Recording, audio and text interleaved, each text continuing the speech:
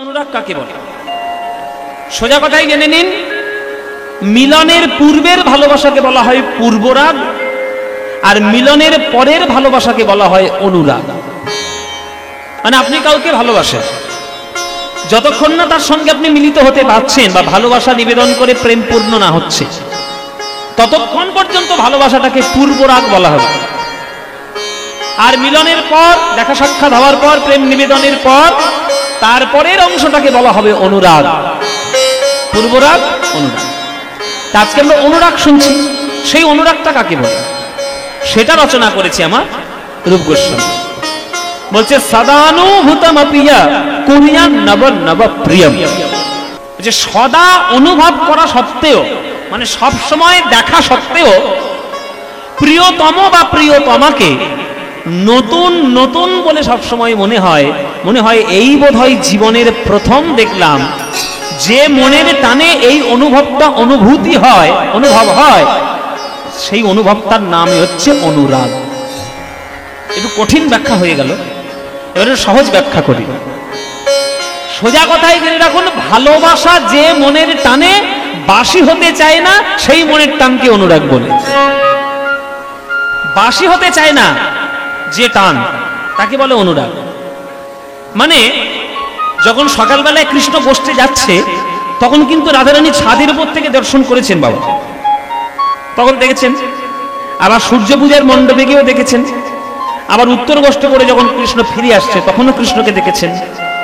কিন্তু যতবার রাধারানী কৃষ্ণকে দেখছেন, ততবার রাধারানীর মনে হচ্ছে এই বোধহয় জীবনের প্রথম দেখলাম, এই বোধহয় জীবনের প্রথম দেখলাম, আর বোধহয় কখনো দেখিনি, এই প্রথম দেখলাম। বাসি হতে চায় না, টাটকা। প্রেম সবসময় টাটকা, ভালোবাসা টাটকা। সেই তাজা সতেজ টাটকা প্রেমটাকে বলা হয় অনুরাগ। আমরা তো একজনের সঙ্গে সংসার করতে থাকলে 10-15 বছর পর তার সঙ্গে থেকে থেকে চোখের চালসে পড়ে যায়। হ্যাঁ, কি গো মায়েরা, মনের মতো তোমার মনে হয় তোমার বাবা মা হয়তো জোর করে কারোর সঙ্গে বিয়ে দিয়ে দিচ্ছে, মনের মানুষের দর্শন তুমি পাও না। এবার সেই বাধ্য হয়ে বিয়ে করেছো বা বাধ্য হয়ে কারোর সঙ্গে সংসার করছো, দিন রাত সকাল সন্ধ্যে তার মুখ দেখতে দেখতে, আর বছরের পর বছর মুখ দেখতে দেখতে গায়ে চোখে চালসে পড়ে যায়। একসময় মনে হয় যেন মন মরে, একসময় মনে হয় না, দিন রাত দেখছি, দেখে দেখে আমার গা যেন জ্বলে যাচ্ছে। এটা সাধারণ প্রেমে হয়, কিন্তু রাধা গোবিন্দের প্রেমে হয় না, উচ্চ স্তরের প্রেমে হয় না। যারা উচ্চ স্তরের প্রেম করে, যারা উচ্চ স্তরের ভালোবাসা জানে, সারা জীবন থাকলেও তার সঙ্গে দেখে মনে হবে এই বোধহয় জীবনের প্রথম দেখলাম। সে প্রেম তো সবাই পাবে না, সে প্রেম আমরা কেউই পাই না। সে প্রেম পেয়েছিল রাধারানী। রাধারানীর যে মনের টানে কৃষ্ণকে সদা সর্বদা নতুন নতুন বলে মনে হয়। সদানুভূতমপিয়া কুর্যান নব নব প্রিয়ম রাগো ভবন নব নব সোনুরাগী প্রিয়। ভালোবাসাটাও দিন প্রতিদিন নতুন নতুন হচ্ছে। আজকের একরকম ভালোবাসা তো কালকে আরেক রকম ভালোবাসা। কালকে ঝগড়া করছে তো পরের দিন মিল। হ্যাঁ, রাধারানী মান করে বসে আছে, কিন্তু তবু কৃষ্ণ ছাড়া থাকতে পারবে না। আবার কৃষ্ণ রাধারানীর চরণ ধরছে, কেন? রাধা ছাড়া থাকতে পারবে না। এইগুলোই হচ্ছে অনুরাগ। সেই অনুরাগে আজকের রাধারানী বিকেল বেলায় কোমরে কাঁখে জল কলসি নিয়ে জল ভরতে গেছে যমুনায়।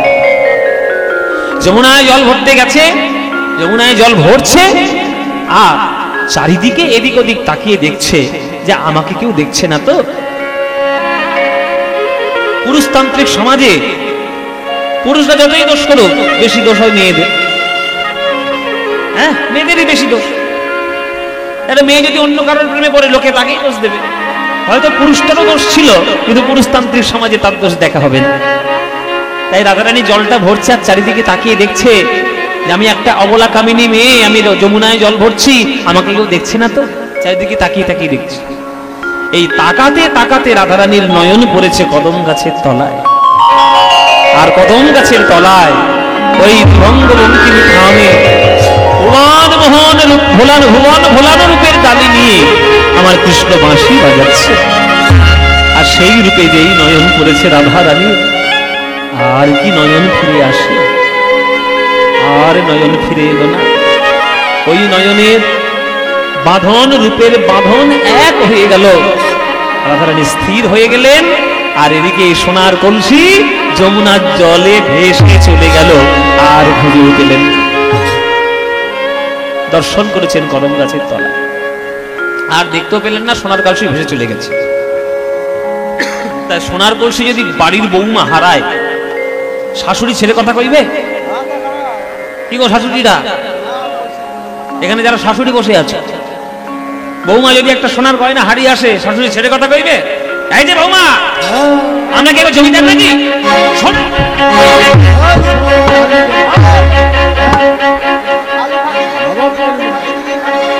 বলবে না? নানান ধরনের গালিগালাজ করবে বৌমাকে, অপয়া, এটা কুলঘাতি, হ্যাঁ, সোনার গয়না হারিয়ে ফেলে শাশুড়িটা বলবে, মরণও হয় না, নানান ধরনের কথা। আজকে জটিলাও রাধারানীকে এরকম কটু কথা শোনাচ্ছে। এই যে বৌমা, আমরা কি জমিদার না রাজা? ঢং দেখে আর বাঁচি নে। যমুনার ঘাটে জল বলতে গিয়ে সোনার কলসি ভাসিয়ে দিয়ে চলে এসছে। কি এমন যমুনার ঘাটে ঘটেছে? আর সোনার কলসি হাত থেকে চলে যাচ্ছে, একবার দেখা যায়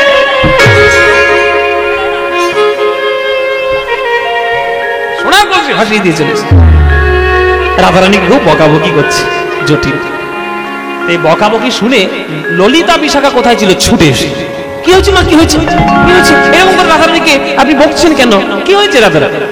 এই দেখো তোমাদের সখীর কাণ্ড, সোনার কলসি সেটা হারিয়ে দিয়েছে যমুনার জল। আমরা কি জমিদার নাকি? একটাই মাত্র সোনার কলসি পেয়েছিলাম ওই চৌদিকে পণ নেওয়ার সময়। তখন ললিতা বিশাখা বলছে, শুনুন মা, রাধারানী তো রাজার মেয়ে, এরকম কটু কথা গালমন্দ শুনতে অভ্যস্ত নয়। বাবার কোলে মায়ের কোলে রানীর মতো মানুষ হয়েছে, রাজকুমারী। আপনি চিন্তা করবেন না, আপনার একটা কলসি হারিয়ে গেছে তো আমরা খোঁজাখুঁজি করে দেখছি পাওয়া যায় কিনা। যদি পাওয়া যায় তো ভালোই, আর যদি না পাওয়া যায় তাহলে রাধারানীর বাবার কাছ থেকে বলে কয়ে আপনার জন্য 10খানা কোনা সোনার কলসি এনে দেব। ভালো হবে তো? রাধারানীর গায়ের যা ওজন, সেই ওজনের সোনা প্রত্যেকদিন বৃষভানু রাজা দান করে দেয়, দান করে দেয়।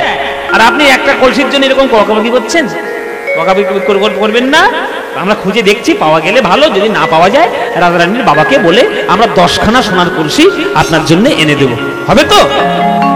ঠিক আছে, একটার বদলে যে 10টা আসে ভালোই তো, একটার বদলে ঠিক আছে। তার তোমরা জিজ্ঞেস করে দেখো কোথায় হারিয়েছে।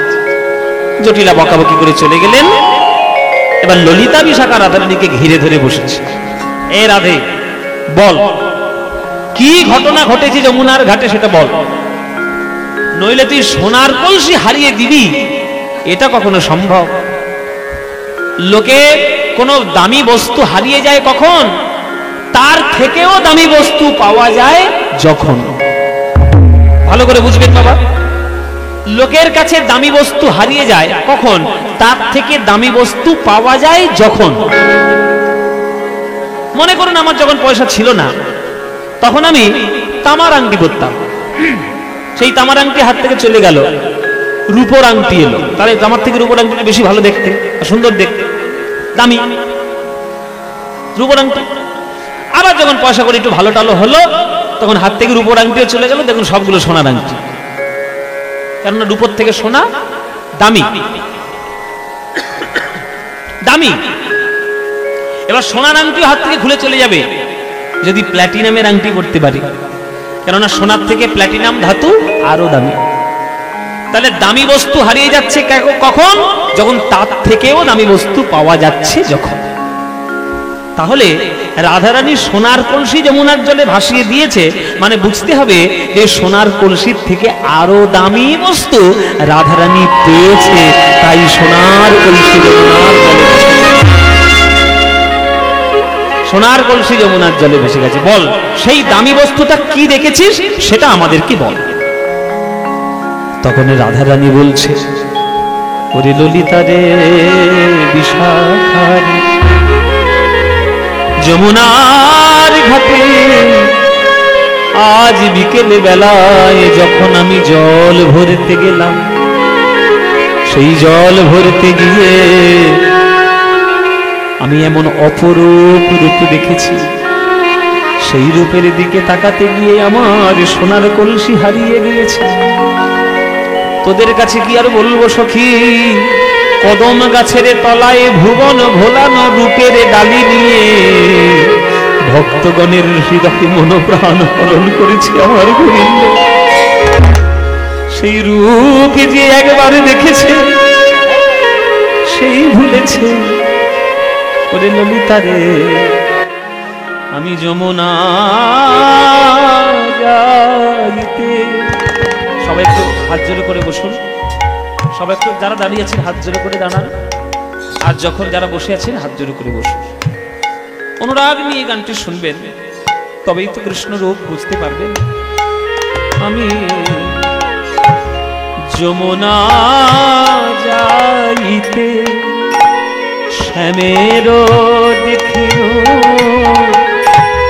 আধো নয়নের কোণে, যমুনা যাইতে শ্যামের দেখিও আধো নয়নের। ওরে সেই হইতে মোর কি হলো, কি হলো ব্যাধি, সেই হইতে কি হলো ব্যাধি। ওরে সেই হইতে মোর কি হলো ব্যাধি, সেই হইতে মোর কি হলো ব্যাধি। শ্যামরূপ জাগে মনে, শ্যামরূপ জাগে মনে।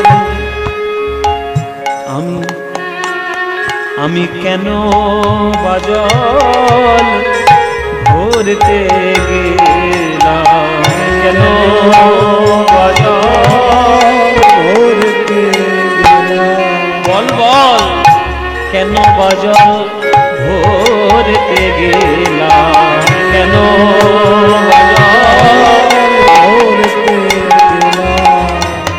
বেলিয় সকালে যমুনার জলে কেন বাজল ভরতে গেলাম। বেলিয় সকালে যমুনার জলে কেন বাজল ভরতে গেলাম।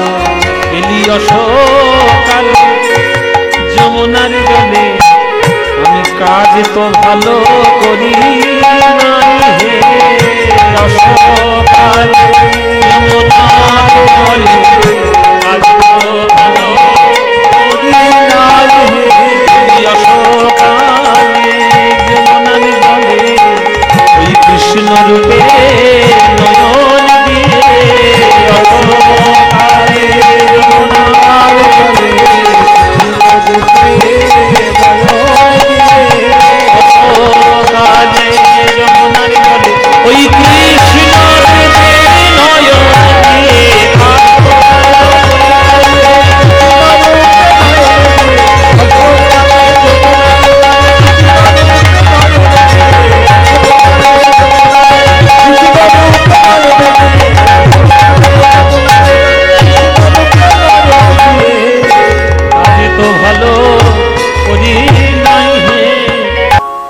আচ্ছা আচ্ছা, এই ঘটনা ঘটেছে যমুনার জলে। আজকে তো বিকেল বিকেল থেকে যা অবস্থা, রাধে তুই তো গেছিলিস যমুনার জলে, তখন তো আকাশে প্রচুর মেঘ ছিল। তাহলে মেঘ যখন ছিল তাহলে তুই গোবিন্দ রূপ দেখলি কি করে? এখনো তো মেঘ হয়েই আছে, বিদ্যুৎ চমকাচ্ছে দেখো চারিদিকে, আবার টিপ টিপ করে বৃষ্টিও হচ্ছে। তাহলে তুই দেখলি কি করে গোবিন্দের রূপ? আর কেমন ভাবে দেখলি, কিভাবে দেখলি? বলে আজ বৃষ্টির মধ্যে, আজ মেঘের মধ্যে যেমন গোবিন্দকে দেখেছি, সেই দেখা কি আর সব দিনের মতো সমান হবে? কালকে সন্ধ্যাবেলায় আকাশে মেঘ ছিল না, তা আমি একরকম ভাবে দেখে এসেছিলাম। আজকের তো সন্ধ্যা থেকে যে অবস্থা হলো, আপনারা তো হাড়ে হাড়ে বুঝতে পারছেন বাবা। আবার নতুন করে বলতে হবে? আজকের রূপ তো আলাদাই হবে। আজকে কি কালকের মতো রূপ হবে? ভুবন ভোলানো রূপের ডালে নিয়ে কদম গাছের তলায় ওই মেঘের কোলে যেমন ভাবে কৃষ্ণ দাঁড়িয়েছিল, সেই রূপ আজকে আমি দর্শন করে এসেছি। এইরকম রূপ সচরাচর দেখা যায় না। তখন ললিতা বিশাখা বলছে, তাহলে আমাদেরকে একটু শোনা, কেমন তুই তোর বধূকে দর্শন করবি? বলে, রাধে, তুই হলি মৌচাকের মতো মধু সঞ্চয় করে বুকের মধ্যে জমা রাখিস, আর আমরা সেই সাধারণ মানুষের মতো খোঁচা দিয়ে সেই মধুরস, কৃষ্ণ নামরুধারস, সুধারস, প্রেমরস আমরা পান করি। বল, আজকে তোর বধূকে তুই কেমন করে দেখবি? কেমন করে দেখলাম? আজ বাদল গগনে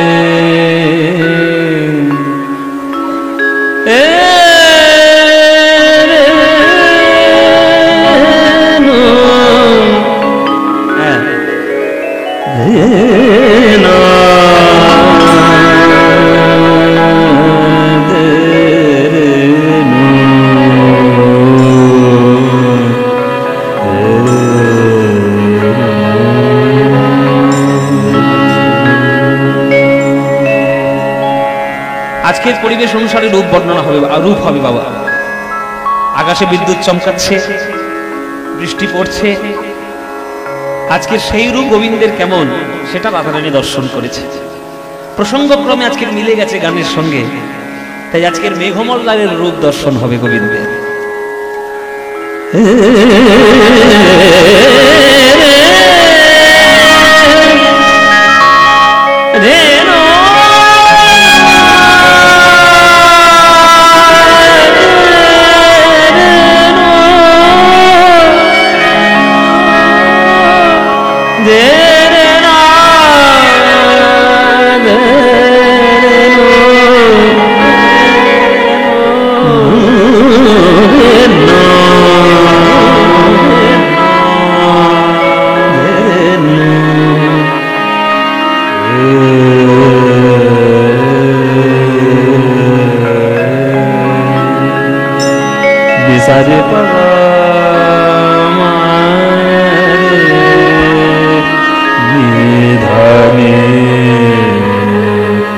আস্তে কথা না, এসব গানগুলো দামি গান। এই দামি গানগুলো দামি ভাবে শিখতে হয়েছে। আপনারা কথা বললে আপনারা কথা বলবেন, বলুন, আমরা আমাদের কাজটা করে যাব। যার মাথায় ঢুকবে শুনবে, সে শুনবে। এই গানটা আমার জীবনের বড় প্রথম বড় গান, যেটা আমি আমার গুরুর কাছে অনেক বকাঝকাকে শিখেছি। আমার কীর্তনের গুরু আপনারা সবাই জানেন, এখন আপনাদের বোলপুরেই থাকে, এখন বীরভূমেরই বাসিন্দা, কীর্তন সম্রাট সুমন ভট্টাচার্য মহাশয়। আমি গতকালকে সন্ধ্যেবেলা এই সময় তার কাছেই ছিলাম, ঠিক এই সময়টা।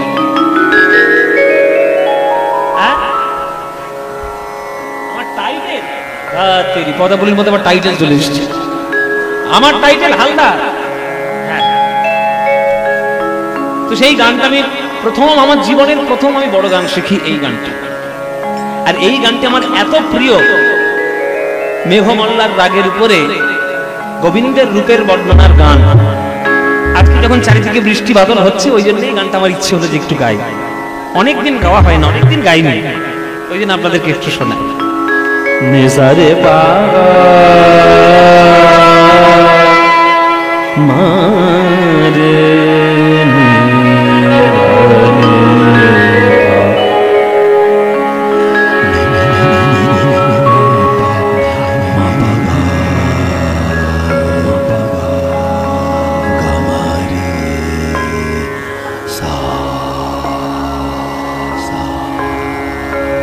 নিচে বলা নেজারে নেজারে বাগা গামানি দা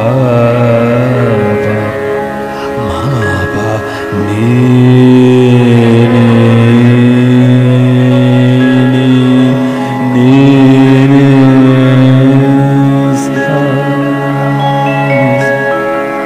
নেজারে নেজারে পাগা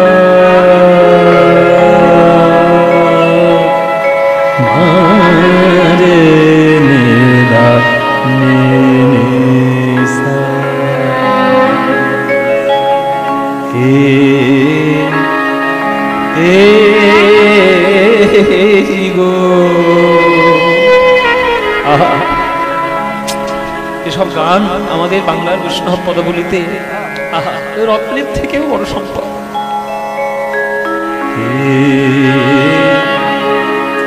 বলে দিই আগের গানের পরিচয়টা, মল্লার তিয়ট, গানটার নাম মল্লার তিয়ট।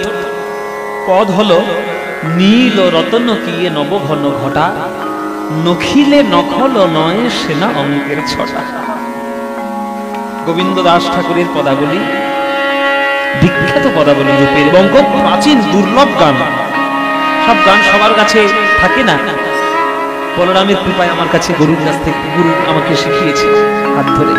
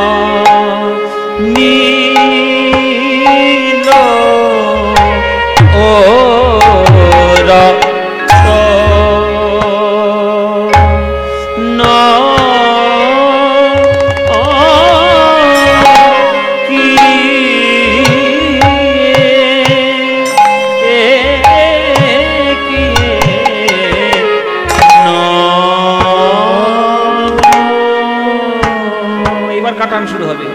ওরা রে কিয়ে নব ওরা রে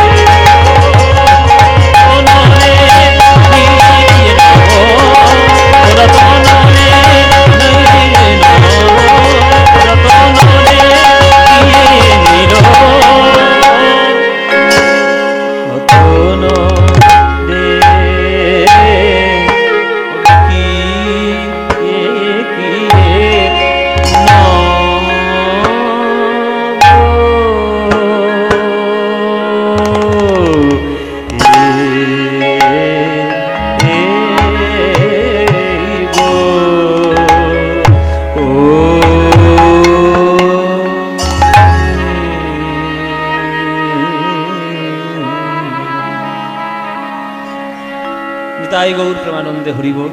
অনেক দিন পর একবার সম্পূর্ণ গান গাওয়ার আজকের একটু সৌভাগ্য হলো। বৃষ্টি বর্ষা বজ্র বিদ্যুৎ সব লীলার সঙ্গে পরিবেশ এক হয়ে গেছে। তাই সেই নীল রতন কি নবঘন ঘটা, নখিলে নখল নয় সেনায় অঙ্গের ছটা। নীল রতন নব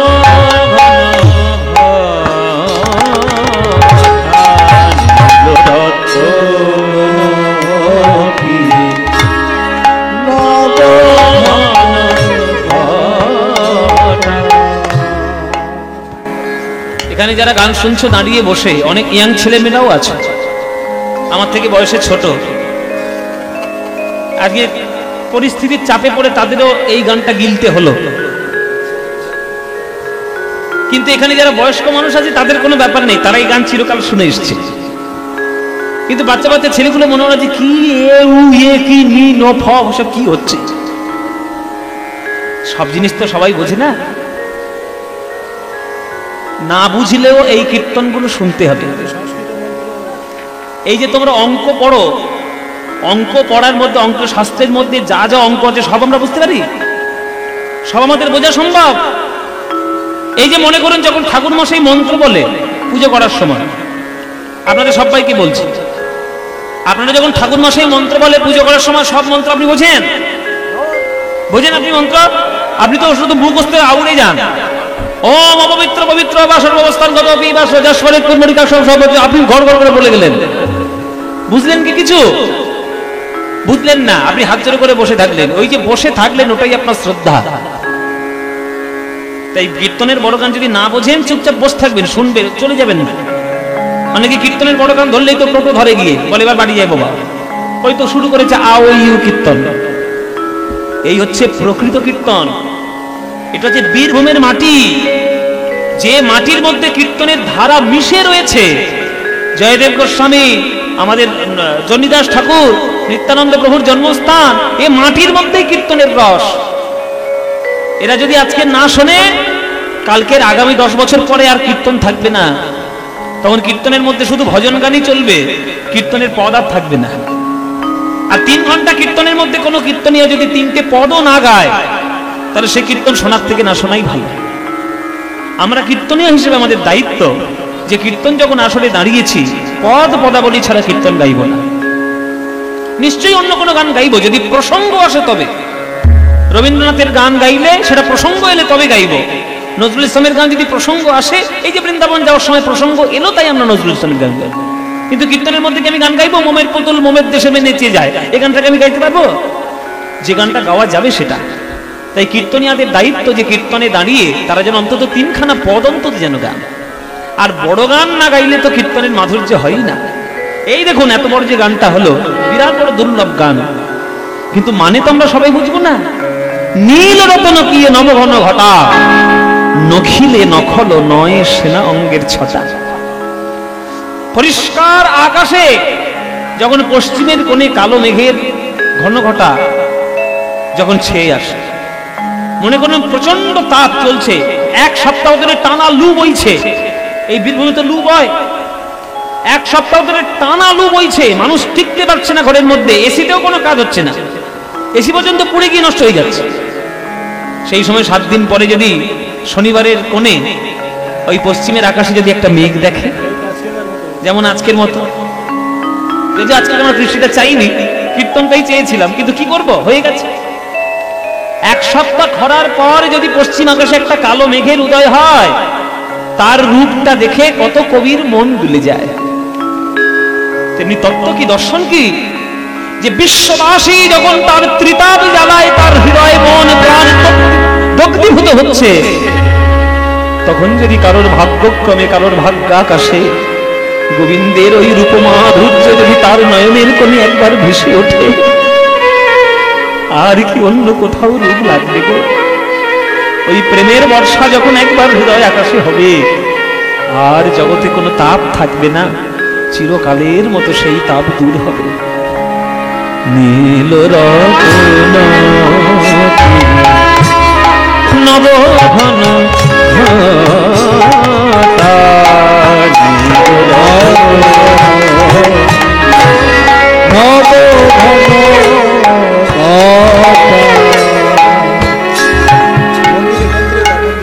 মন্দিরে দেবে 10 টাকা, 20 টাকা, 50 টাকা, আমাকে কেউ দিতে আসবে না। আমাকে কেন, কোনো কীর্তনে কেউ দেবে না। আমাকে ভালো লেগেছে, আবার দাদা পদ্মরাস কি গানটা খাইতে ভালো লাগবে, 50 টাকা জীবনে দেবেন না। আমার পারিশ্রমিক যেটা, সেটা কর্তৃপক্ষরা জোগাড় যন্ত্রী করে সেটা আমাকে দিয়ে দিয়েছে। আবার দর্শকদের কাছ থেকে আঁচল পেতে পেতে টাকা হয়তো এক সময় যখন বুঝতাম না তখন তুলতাম, এটাও স্বীকার করছি, যখন বুঝতাম না তখন তুলতাম, কিন্তু এখন আমি নিই না, আমাকে দেবেন না। আমার 10 টাকা যদি আপনার দেওয়ার ইচ্ছে হয়, আমাকে না দিয়ে দয়া করে কর্তৃপক্ষের ভিক্ষার আঁচলে গিয়ে দেবেন, তারা খুব আনন্দিত হবে, তারা আরো বেশি উৎসাহ পাবে। আমরা অর্থ দিয়ে কোন খাতে খরচা করতে হয় আমরা জানি না। অর্থ দিয়ে আপনি অনর্থ কিনতে পারবেন, পরমার্থও কিনতে পারবেন। কি কিনতে চান সেটা আপনার ব্যাপার। 500 টাকার নোট দিয়ে আপনি একটা মদের বোতল কিনতে পারবেন। যদি 500 টাকা দিয়ে মদের বোতল একটা কেনেন, জানবেন আপনি অনর্থ কিনে নিয়ে এলেন। আর 500 টাকার নোট দিয়ে যদি একটা শ্রীমদ্ ভগবত গীতা কেনেন, জানবেন জীবনে পরমার্থ কিনে নিয়ে এলেন।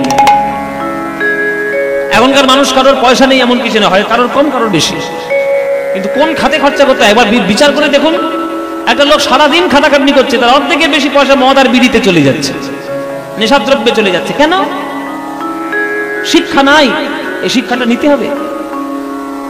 শুক্রাচার্যের শিক্ষা অনুসারে 100 টাকা যদি তোমার রোজগার হয়, ভালো করে শুনে নাও, আজকের অনেক কথা বলে দিচ্ছি তোমাদের। 100 টাকা যদি কোনো মানুষ রোজ রোজগার করে, 60 টাকা দিয়ে তার সংসার খরচা করতে হয়।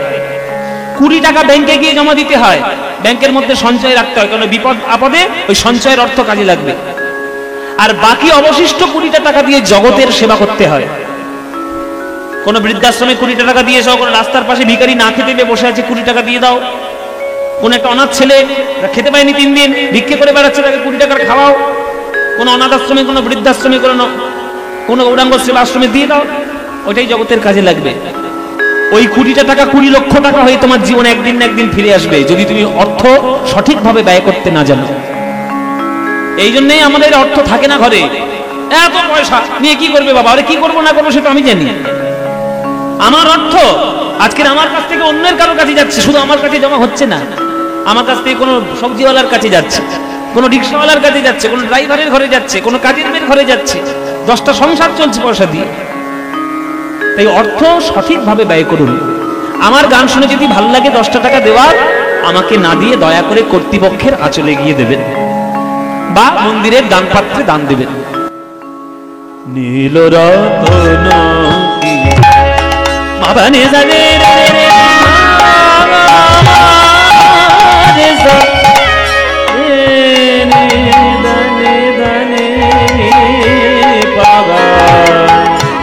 মাপা নে নে বানে নে বা মা পা মা মা বা নে নে বা মা পা নে দা নে দা নে দা নে দা নে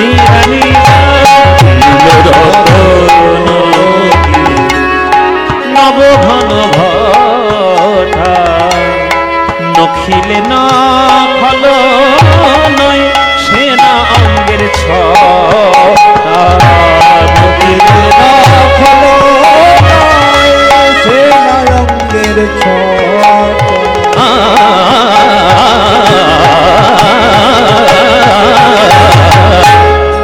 মেঘ হচ্ছে না, মেঘের মতো গান।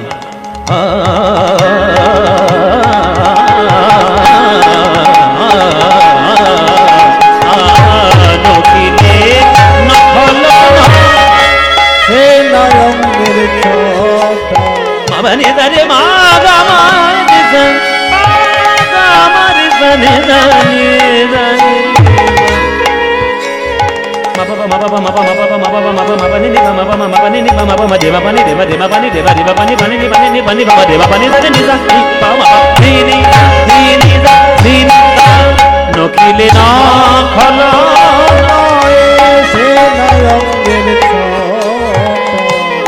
চূড়ার উপরে ময়ূরের পাখা চূড়ার উপরে ময়ূরের পাখা ওই মদন মহেন্দ্র ধনু কি বা দিল দেখা মহেন্দ্র ধনু কি বা দিল গতি ওলে রাজু অগমত্ত অলি রাজে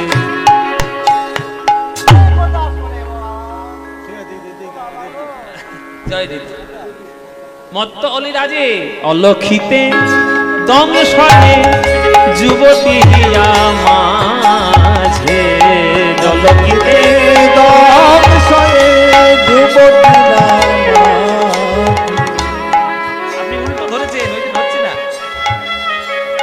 অলক্ষিতে দংশনে যুবতী হিয়া মাঝে অলক্ষিতে দংশনে যুবতী হিয়া আমি মোলাম মোলাম মোলাম রূপ ভ্রমরায় ফাঁদে মোলাম মোলাম মোলাম সনে মোলাম ওই রূপ ভ্রমরার লাগি আমি মোলাম মোলাম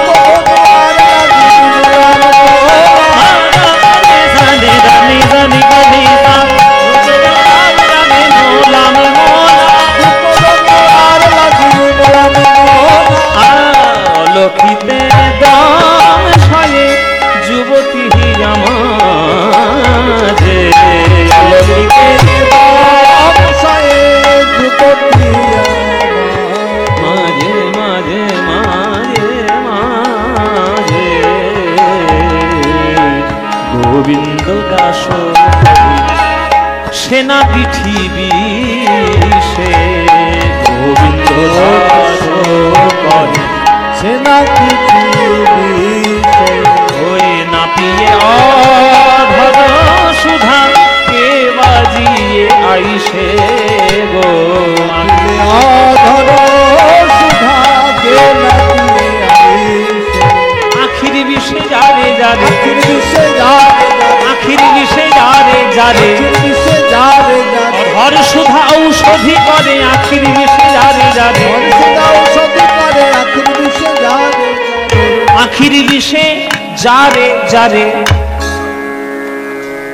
কথা বলি তো সব গানের মানে বুঝতে হবে কাঁচা বাদাম ভাজা বাদাম নয় সব গান হট করে গানের মধ্যে ঢুকে যাবে আখির বিষে যারে যারে মানে কি একটা জারের বানান হচ্ছে বর্গের জ আকার বয়শূন্য রয়কার জারে মানে জ্বালায় আর আরেকটা জারের বানান হচ্ছে অন্তের জয় আকার বয়শূন্য রয়কার জারে মানে যাকে আখির বিষে যারে যারে মানে যাকে জ্বালায় গোবিন্দের আখির বিষ মানে নয়নের বিষ মানে নয়নের যদি একবার দংশন একবার ভেতরে ঢোকে প্রবেশ করে তাকে যে জ্বালায় তাকে যেমন ভাবে জ্বালাবে তার ওষুধ কি আখির বিষে যারে যারে ও মায়েরা বিষ পান করলে যে দেখবেন গ্রামের মধ্যে মাঝে মাঝে অশান্তিতে মেয়েরা বিষ খায়, মেয়েরা বিষ খায় না, সবাই খায়, সবাই খায়। যে একবার বিষ খেয়েছে সে যদি কোনো কারণে বেঁচে যায়, সে জন্মে আর কিছু করুক বিষ আর কোনোদিন খাবে না। বাবারে কি কষ্ট, ঠিক কি না বাবা? ও মায়ের ঠিক কি না? কি কষ্ট। যদি একবার বিষ খায় মরে যায় তো খুব ভালো কথা, আর যদি একবার বিষ খেয়ে বেঁচে যায়, ওই ট্রিটমেন্ট করার পর ওই ট্রিটমেন্টটা যেমন ভাবে বিষ ছাড়ানোর জন্য হবে, সে আর জীবনে আর যাই করুক সে বিষ খাবে না। কি কষ্ট রে। হ্যাঁ, নারী ভুড়ি বের করে ওই যে ওয়াশ করে করে একবারে আরে কি কষ্ট রে বাবা, আর খাবো না। আর খাবি?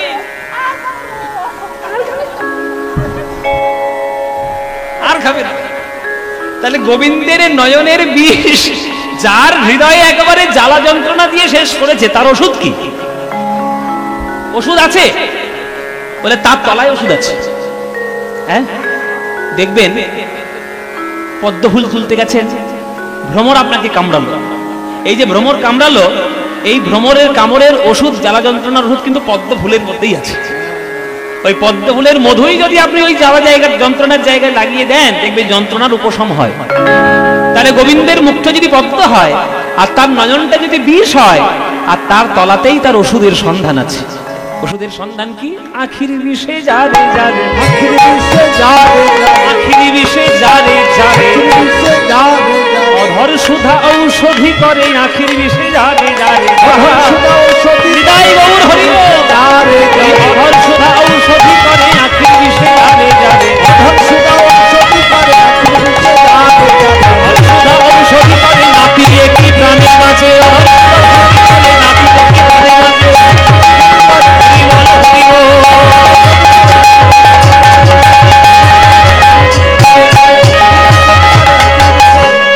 আখির বিষে যারে যারে, নাপিয়ে অধর সুধা কে বাজিয়ে আইসে গো, কে বাজিয়ে আইসে।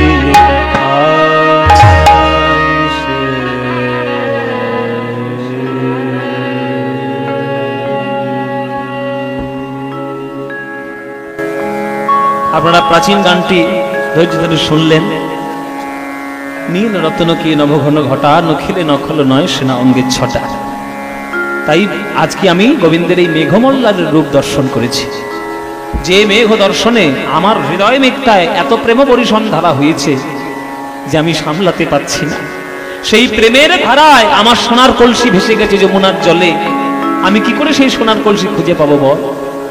হ্যাঁ, যখন এইভাবে গোবিন্দের রূপের বর্ণনা, রূপের কথা রাধারানী বলছেন, তখন রাধারানীর নাম নিয়ে আমার গোবিন্দ ওই সেই কুঞ্জবনের মাধবীলতার কুঞ্জ থেকে বাঁশি বাজিয়ে দিয়েছে, বাঁশি বাজিয়ে দিয়ে বাঁশি বাজিয়ে দিয়েছে।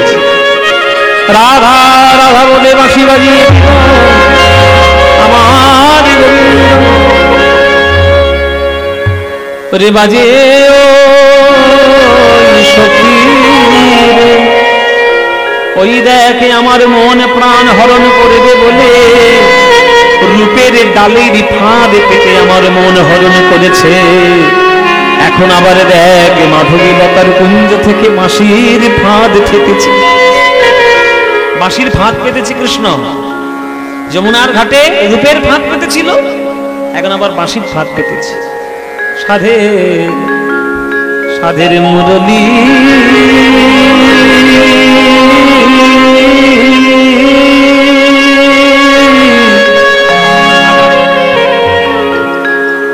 একখানা প্রাচীন গান। সাধের মুরলী তুমি প্রথমে একটা সিদ্ধান্ত নিয়ে নি, এই যে মায়ের এই যে এই মেয়েগুলো যেখানেই যাবে সেখানেই কুরুক্ষেত্র ঘটাবে, যেখানেই যাবে মেয়েগুলো। জেনে রাখবে পৃথিবীতে চিরকাল যুদ্ধ তিনটে কারণে হয়। পৃথিবীতে যুদ্ধ চিরকাল তিনটে কারণে হয়: ভূমি, রাজ্য, নারী। মারামারি এই তো নেই, যত মারামারি সব এদের জন্য। ভূমি মানে জায়গা জমির জন্য মারামারি, ভাই ভাই লাঠালাঠি করছে, পাড়ায় পাড়ায় লাঠালাঠি হচ্ছে। আর রাজ্য, দেশে দেশে লড়াই হচ্ছে। এই যে ভারত পাকিস্তান, এই যে কিছুদিন আগে লড়াই হলো না, ওদের তো খেয়ে দিয়ে কাজ নেই, মাঝে মাঝে একটু করে ফুস করে দিয়ে চলে যায়।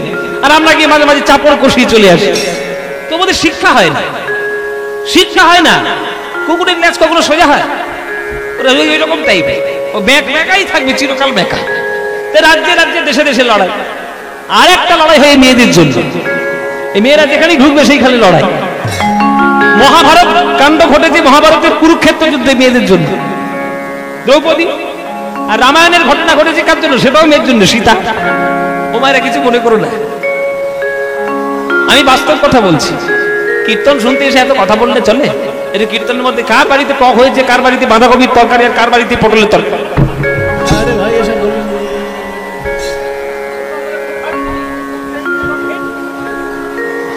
এসব গল্প করলে হবে?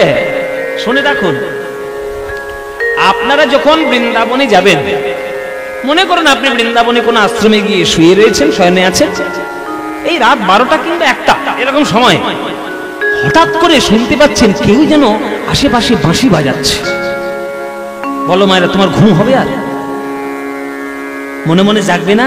এত রাত্রে কে বাঁশি বাজাচ্ছে বৃন্দাবনে? কে বাজাবে? কে বাজায়? কৃষ্ণ। তখন তোমার মনে একটা আশা হবে, বাবা কৃষ্ণ বাজাচ্ছে না তো, আমার জন্য কৃষ্ণ বাঁশি বাজাচ্ছে না তো। তাহলে কৃষ্ণের বাঁশি তুমি শুনলে তোমার কাছে অমৃতের মতো, কিন্তু কৃষ্ণের বাঁশি রাধারানী তো রোজ শোনে, তাই রাধারানীর কাছে বিষের মতো। ওই বাঁশি শুনেই তো সবকিছু সর্বনাশ হয়ে গেছে রাধারানী। তাই রাধারানী বলছেন, সাধে সাধের মুরলী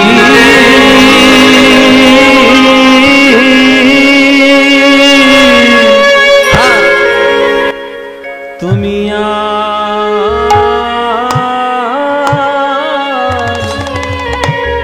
রাধার নাম ধরে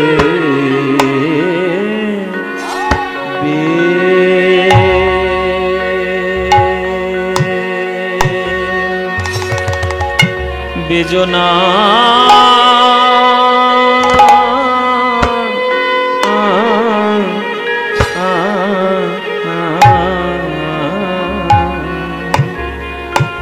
ওরে যে রে তোর বিষম সন্ধান,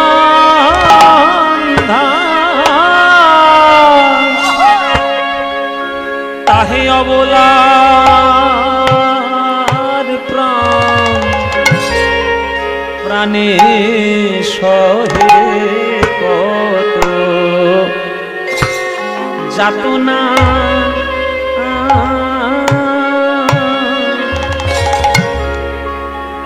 তুমি থাকো শ্যামের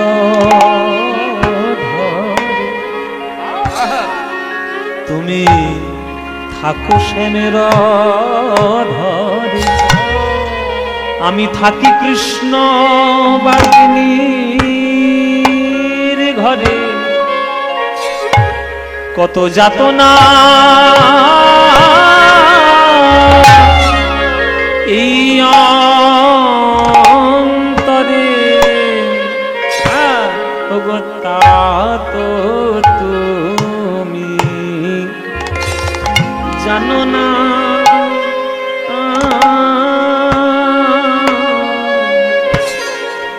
আমার শ্রবণের রন্ধ্র মাতাইলি, আমার শ্রবণের রন্ধ্র মাতাইলি, আমায় আকুল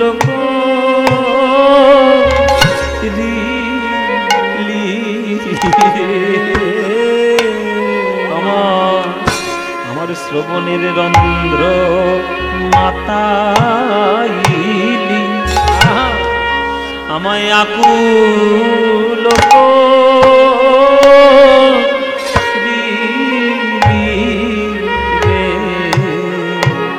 ওরে বাঁশি রে তোর মধুর সুরে কোন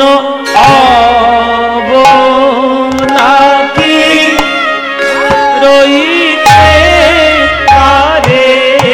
বাঁশি রে তোর মধু, বড় একটা নেই, বড় একটা গান। রইতে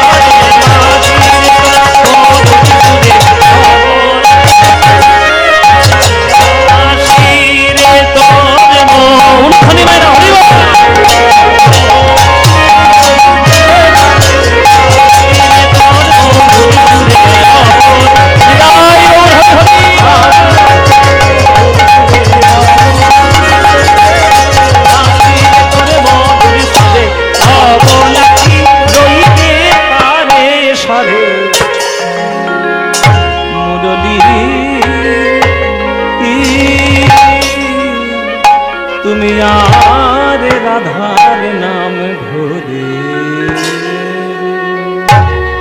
বেজনা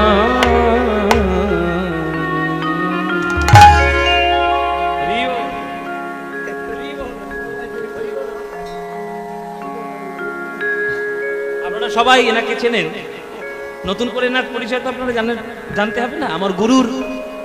আমার গুরুদেবের ভগ্নিপতি শ্রী শম্ভুনাথ চক্রবর্তী এতদিন গুরুর সঙ্গে বাজিয়েছেন, কিন্তু এখন তো গুরুদেব অন্য সেবায় একটা ব্যস্ত, রবীন্দ্র ভারতী আমাদের বিশ্বভারতীর অধ্যাপক, তো এখন উনি আমার সঙ্গে থাকেন। এই সব গান বাজনার আলোচনা এখন যেমন আনন্দ করে আমরা করতে পারি, সব সময় সেটা হতো না। ওনার জন্য একটা নিতাই গৌর আনন্দে হরিবোল। এই যে বাজনাগুলো বাজাচ্ছেন, এই সব বাজনাগুলো হাতে তাল ঠিক না রাখলে সবগুলি একাকার হয়ে যাবে, সব গুলাবে। এই জন্য সব গান বাজনা শিখতে হয়। রবারে আরে সব যাচ্ছে, 3 বাজাচ্ছে 4 বাজাচ্ছে, আমাকে হাতে ধরে রাখতে হচ্ছে তাল, তবেই গান থাকবে। এগুলো শিক্ষার ব্যাপার, এগুলো মুখে মুখে শুনে মেনে দেওয়া যাবে না, এগুলো শিখতে হবে, চর্চা করতে হবে। ওরে ও ডাকাতের মুরলি কি বলি তোমার, ওরে ও ডাকাতের মুরলি কি বলি তোমার,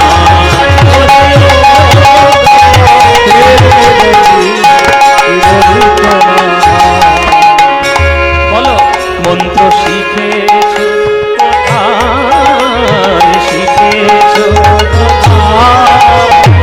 অবলাবশ করা মন্ত্র শিখেছো কোথায়, কি বলি তোমার, ওরে ও ডাকাতের মুরলি কি বলি তোমার, ওরে ও ডাকাতের মুরলি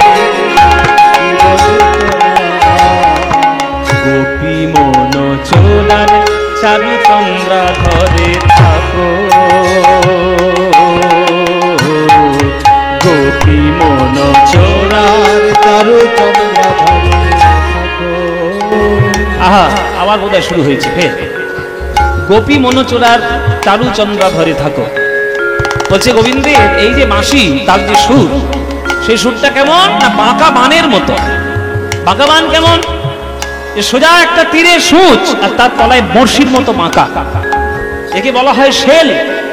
এর উপকারিতা কি, বলে এটা বুকের মধ্যে ঢুকেও যাবে কিন্তু আর বের করা যাবে না। ওই বড়শির মতো আটকে গেলে আর বের করা যাবে না, যদি টেনে হিঁচড়ে বের করতে যাও একবার হৃৎপিণ্ড ছিঁড়ে বেরোবে, তাই একে শেল বলে। গোবিন্দের নয়নের বাঁকা চাহনিটাও শেলের মতো, যার হৃদয়ে একবার প্রবেশ করবে সে তো করবেই, কিন্তু আর টেনে কখনো বের করা যাবে না, বের করতে গেলেই মরবে। তাই তাই বলছে গোপী মন চোরার চারু চন্দ্রা ধরে থাকো, গোপী মন চোরার চারু চন্দ্রা ধরে থাকো। সময় অসময় জানো না বাসি, সময় অসময় জানো না বাসি, সময় অসময় জানো না বাসি, সময় অসময় জানো না বাসি। রাধার নাম ধরে কেন ডাকিছ, রাধার নাম ধরে কেন ডাকিছ, নাম ধরে কেন ডাকিছ, নাম ধরে কেন ডাকিছ, রাধার নাম ধরে কেন ডাকিছ, রাধার নাম ধরে কেন ডাকিছ। ঘুমন্ত বাঘিনী রে, আস্তে। অধর মানে কি মায়েরা? অধর মানে কি? ঠোঁট। কোন ঠোঁট? কোন ঠোঁটটাকে অধর বলা হয়? উপরে, উপরের ঠোঁটটার নাম কি? ওষ্ঠ। আর নিচের ঠোঁটের নাম অধর। তাহলে গোবিন্দ মাসি যখন বাজান তখন কোন ঠোঁটে বাজান, উপরে না নিচে? নিচে। তাহলে নিচের যে ঠোঁটে বাঁশি বাজান তাহলে ওই ঠোঁটের দাম সব থেকে বেশি। ওই অধর সুধা যেখানে ঝরে ঝরে পড়ছে ওইটাই আমাদের হৃদয়ের মধ্যে যে রঞ্জন করছে, এটার অন্য কোথাও সম্ভব? তাই গোপী মনোচরার চারু চন্দ্রাধর, সাংঘাতিক শব্দ, চারু চন্দ্রাধর, সেখানে থাকো। গোপী মনোচরার চারু চন্দ্রাধরে থাকো, সময় অসময় জানো না বাসি, নাম ধরে কেন ডাকিছ, রাধা নাম ধরে কেন ডাকিছ, রাধা নাম ধরে কেন ডাকিছ। ঘুমন্ত বাঘিনী রে কেন জাগাইছ, বাঘিনী রে কেন জাগাইছ, ঘুমন্ত বাঘিনী রে কেন জাগাইছ, বাঘিনী রে কথা কহিতে কহিতে প্যারি, কথা কহিতে কহিতে প্যারি, আমার জ্ঞান দাস গেল বিছুরি রে, আমার জ্ঞান দাস গেল বিছুরি, সব ভুলে গেল কেন দাস, সব ভুলে গেল কেন দাস, সব ভুলে গেল কেন দাস, সব ভুলে গেল কেন দাস, সব ভুলে গেল সব ভুলে গেল কেন, আহা জ্ঞান দাস গেল বিছুরি রে, জ্ঞান দাস গেল বিছুরি, আমার জ্ঞান দাস গেল বিছুরি। এই জ্ঞানদাসের পদ আপনাদের কাছেই বাড়ি কান্দ্রা। কান্দ্রা এই যে একটুখানি হরিসাগর থেকে একটুখানি গেলেই কান্দ্রা, সেই কান্দ্রার জ্ঞানদাসের লেখা পদে সেই পদ আমরা সাধন করলাম। মোহন মুরলী কুঞ্জে বাজে, ওই মোহন মুরলী কুঞ্জে বাজে, ওরে বাজে ওই দেখো বাজে, ওই বাজে বাজে ওই ওই বাজে, ওই দেখো বাজে, ওই বাজে ওই বাজে ওই মোহন মুরলী কুঞ্জে বাজে, ওই মোহন মুরলী কুঞ্জে বাজে, বাজে মোহন।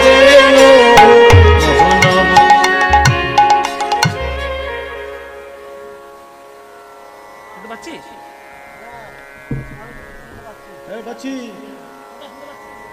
কানে নাকি? হ্যাঁ কানে কানে কানে, এই তুই শুনতে পাচ্ছিস?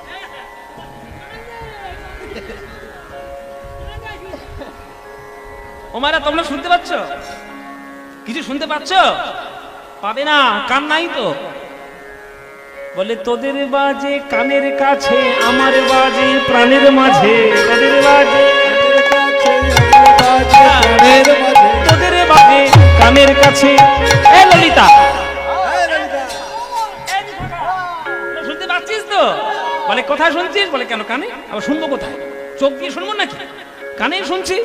বলে তোদের বাজে কানের কাছে, আমার বাজে প্রাণের মাঝে, বাজে কানের কাছে, আমার বাজে প্রাণের মাঝে, দিলাম গোবিন্দের দোহাই, দিলাম গোবিন্দের দোহাই, দিলাম গোবিন্দের দোহাই, দিলাম গোবিন্দের দোহাই। তোরা যাবি কি না যাবি আমায় বল সই, যাবি কি না যাবি আমায় বল সই। মোহন মুরলী কুঞ্জে বাজে ও, মোহন মুরলী কুঞ্জে বাজে ও।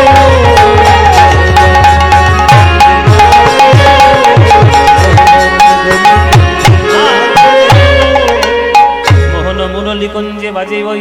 তাহলে সবাই মিলে এবার আমরা যাব গোবিন্দের কাছে, গোবিন্দের চরণে অভিসারে। চল যাবো যাবো চল। এই যাবি তো? এই যাবো চল। এই কে যাবে? আমারে তোমরা যাবে?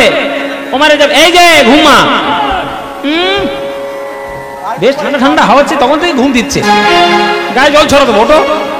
এই বোতল নিয়ে বোতল নিয়ে।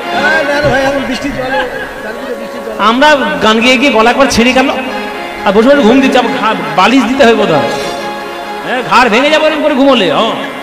এই এই এই এই, ঘাড় ভেঙে যাবে যে। যাবে নাকি? কৃষ্ণ দর্শন হচ্ছে, রাধারানী চলেছে কৃষ্ণ দর্শনে, যাবে নাকি? ওমাইরা তোমরা কে কে যেতে চাও? যেতে চাও সবাই? যারা যারা গোবিন্দ দর্শন করতে যেতে চাও এখন উলুধ্বনি দাও। বাবা তো সবাই যাবে, তোমরা সবাই যাবে? এত টাকা বাবু গাড়ি ভাড়া দিতে পারবো না আমি, এত টাকা দিতে পারবো না। হ্যাঁ তুই নিজের গাড়ি যাবি? তাহলে আমরা সবাই মিলে যাবো। এই বলে যখন রাধারানী আমার চলেছে তখন ললিতা বলছে আমরাও যাবো সঙ্গে। কিন্তু তুই এইভাবে কেন যাচ্ছিস রাধে? হ্যাঁ বংশী রবে পশিল কানে, রাধার চিতে না ধই রজমানে। বংশী রবে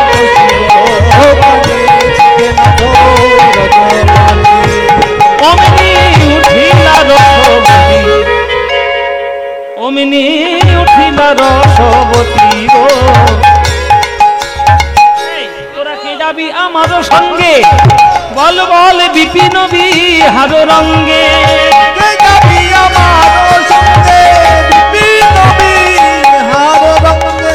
ভেটিবারে গোকুলের পতি। তোরা যাবি তো? ওমেরা ভেটিবারে, ভেটিবার মানে কি? ভেটি মানে কি? ভেটি মানে কি? বলে ভেটকি মাছ। ভেটিবার হ্যাঁ ভেটি মানে কি? ভেটিবারে মানে কি? হ্যাঁ নৌকা। এই সেরেছে। ভেটিবারে মানে হচ্ছে দর্শন করার জন্য, মানে দেখা করতে। ভেটিবারে বলি অনেকে বলে না ভেট করতে যাচ্ছে, ওনার সঙ্গে ভেট, ওনার সঙ্গে ভেট আছে মানে ওনার সঙ্গে একটা মিটিং আছে, দেখা করার একটা অ্যাপয়েন্টমেন্ট আছে। তাহলে ভেটিবারে গোকুলের প্রতি তোরা কে কে যাবি? হ্যাঁ ললিতা বলে ওগো রাধে তোমায় সাজাইব মন সাথে। ললিতা বলে ও রাধে সাজাইব মন সাথে। একলা যাইবা কেন ধনী? আরে একলা যাবি কেন? আমরা আটটা সখী আছি, আমরা তোর সবাই যাব, আমরা তোমার সঙ্গে যাব। আর এই সখীগণের সঙ্গে লব। হরি হরি তোমার সঙ্গে যাব, সখীগণের সঙ্গে যাব। যেতে হবে তাহা মোরা জানি। কিন্তু যাবো বললেই কি যাওয়া যায়? একটু না সেরে বুঝে, একটু কাজল টাজল পরে, একটু লিপস্টিক না দিয়ে। ও মায়েরা তোমরা যখন বিয়ে বাড়ির নিমন্ত্রণ পাও সেজে গুজে যাও না?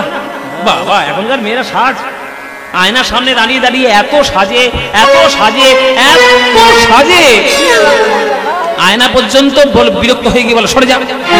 এই সরে যা। সেজেই যাচ্ছে, সেজেই যাচ্ছে। কত রকম সাজ, ফেস ওয়াশ দিয়ে মুখ ধো, তারপরে গোলাপ জলের টনিং মা, তারপরে অ্যালোভেরা ময়শ্চারাইজার মুখের মধ্যে ঘষো, তারপরে কি সব রয়েছে কনসিল নাকি, ওসব কনসিল দিয়ে পাপগুলো চাপা দাও, মুখে যত পাপ রয়েছে চাপা দাও। তারপরে অভ্র মেরে এই মেরে এত সেজেছে দূর থেকে পিওর ডাইনি বলে মনে হচ্ছে। ওমারা কিছু মনে করো না, পিওর ডাইনি। জেনে রাখবে যে অতিরিক্ত বেশি সাজলেই যে তোমাকে সুন্দর দেখতে লাগবে এমন কোনো কথা নেই। ওই জন্যই গ্রাম চিরকালের সুন্দর। গ্রাম শহরের মতো আড়ম্বর নেই, গ্রাম একবারে সোজা সরলে চলে। আর শহরে আড়ম্বর বেশি, ভেতরে ফাঁপা জায়গা বেশি। আমি শহরেই থাকি কিন্তু আমি গ্রামের ছেলে, আমি তো আপনাদের মতো গ্রামের ছেলে। গ্রাম আমার চিরকাল ভালো লাগা।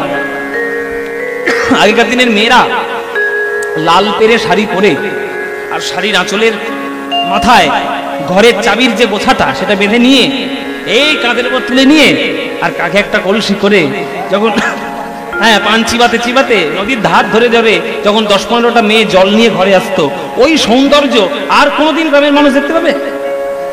আর দেখতে পাবে? রবীন্দ্রনাথ ঠাকুর বলেছেন, নমো নমো নমো সুন্দরী মম জননী বঙ্গভূমি, গঙ্গার তীর স্নিগ্ধ সমীর জীবন জুড়ালে তুমি, অবারিত মাছে গগন ললাট চুমে তব পদধূলি। এসব কথা বলি, এসব কবিতা তো পড়তে হবে। নারীদের রূপ বর্ণনা করছেন রবীন্দ্রনাথ। শেষের লাইনে কি বলছেন? যে বুক ভরা মধু বঙ্গের বধূ জল লয়ে যায় ঘরে, মা বলিতে প্রাণ করে আনচান চোখে আসে জল ভরে। এই সৌন্দর্য কেউ দেখাতে পারবে? ওই চাবির গোছা, ওইটাই তার কাছে অলংকার, ওইটাই গয়না। গয়না মানেই সোনা নয়, গয়না মানেই রূপোর হিরে জহরত মণিমুক্তা নয়। অনুভব হচ্ছে গয়না। একটা বাড়ির চাবি, সেই চাবিটা, এই চাবিটা এটাও একটা অলংকার স্বরূপ। ওই জন্যই বলছে যে অল্পের মধ্যে ভালো করে সাজাবো। রাইকে সাজাইছে ভালে, দেখো লবঙ্গ মালতির মালে, রাইকে সাজাইছে ভালে লবঙ্গ মাল, চন্দনের বিন্দু দিলা ভালে, উপরে সিন্দুর বিন্দু, রবি কোলে যেন ইন্দু, উপরে সিন্দুর বিন্দু, রবি কোলে যেন ইন্দু, হেরি সবে নিমিখতে দিল গো, হেরি সবে নিমিখতে দিল। তাহলে সাজ কি? শুধু একটা মালতী ফুলের মালা, কপালে একটা চন্দনের ফোঁটা, আর কপালে চন্দনের ফোঁটার উপরে একটা সিঁদুরের ফোঁটা। যেহেতু সে কুলের বউ, ঘরের রমণী, এই সূর্য মনে হচ্ছে তার সিঁদুরটাকে দেখে, আর চাঁদ মনে হচ্ছে তার চন্দনকে দেখে যেন যোগ লেগেছে রে, যোগ লেগেছে রে, যেন যোগ লেগেছে রে, যোগ লেগেছে রে, রাই কপালে পুষ্পবন্তের যোগ লেগেছে রে, রাই কপালে পুষ্পবন্তের সোহার বলে হারিয়া,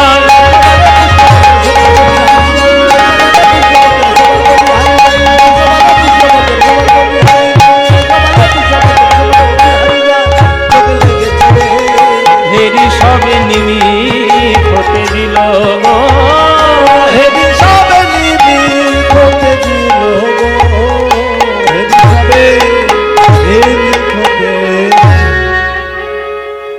রাধারানীকে একটা মালতী ফুলের মালা, কপালে চন্দনের ফোঁটা, সিঁদুরের ফোঁটা দিয়ে ললিতা বিশাখা বলছে, যা তো সাজানো হয়ে গেছে, যা। রাধারানী বলে, কি সাজ, কম সাজাবি বলে এত কম, দু একটা গয়না করবো না? আমি রাধারানী, বৃষভানুনন্দিনী, নায়িকার শিরোমণি, অষ্টগোপীর শিরোমণি, আমি দু একটা গয়না পড়বো না?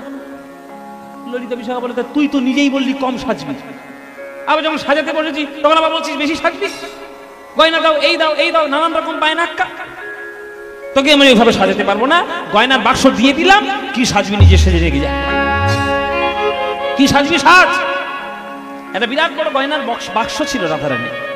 সে রাধারানীর গয়নার বাক্সটা যখন খুলেছে, দারুণ দারুণ গয়না বাবা দিয়েছে তো, সেই দারুণ দারুণ গয়না। কোন গয়না? রাধারানী নির্বাচন করলেন, যে গয়না পরলে গোবিন্দের মন তিনি হরণ করতে পারবেন, সেই গয়না তিনি পরিধান করলেন।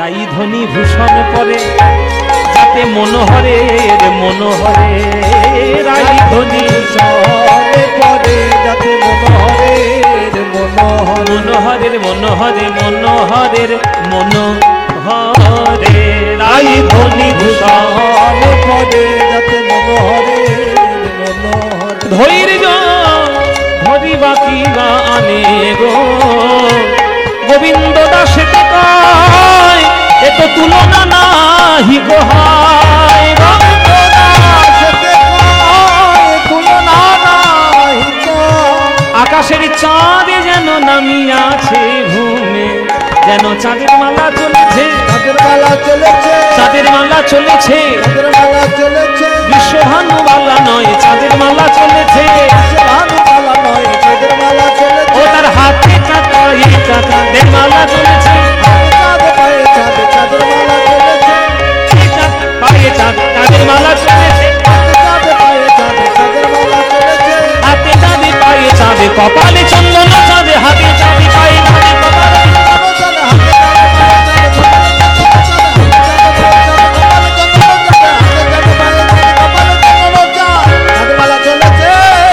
চাঁদ যেন নামিয়াছে ঘুমে রে, চাঁদ যেন নামিয়াছে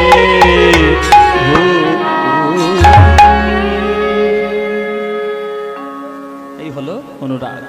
আমরা একটা রূপের পদ গাইলাম, আমরা একটা আক্ষেপ অনুরাগেরও একটা পদ গাইলাম, আমরা অভিসার অনুরাগেরও আমরা পদ গাইলাম।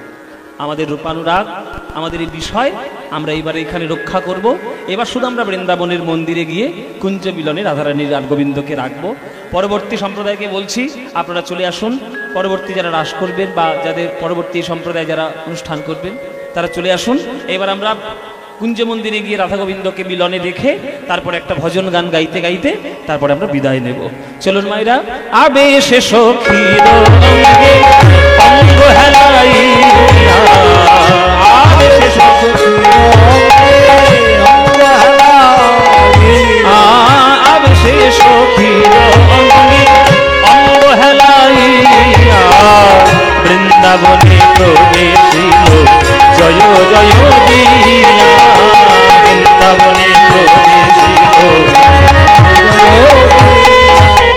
বৃন্দাবনে যাইয়া রায় ইতি উতি চায় গো, বৃন্দাবনে যাইয়া রায় ইতি উতি চায় গো, মাধবী লতার আরে দেখে শ্যামরায় গো, মাধবী লতার আরে দেখে শ্যামরায়। ওই নাগর আমার দাঁড়াইয়ে আছে, নাগর আমার দাঁড়াইয়ে আছে, ওই অধরে মুরলি ধরে নাগর আমার দাঁড়াইয়ে আছে, অধরে মুরলি ধরে নাগর আমার দাঁড়াইয়ে আছে, অধরে মুরলি ধরে রাধে রাধে রাধে বলে, অধরে মুরলি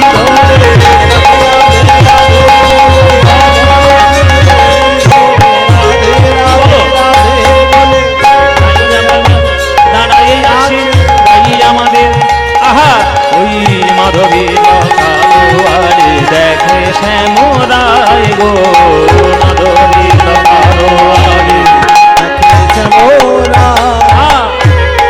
গ্রামের বামে দাঁড়াইল, শ্যামের বামে দাঁড়াইল রসের মঞ্জরি, শ্যামের বামে দাঁড়াইল রসের মঞ্জরি, জ্ঞান দাস মাগে রানা চরণ মাধুরী, জ্ঞান দাস মাগে রানা তাই গৌর হরি মাধুরী মাগে রানা মাধুরী রাধা কৃষ্ণের মিল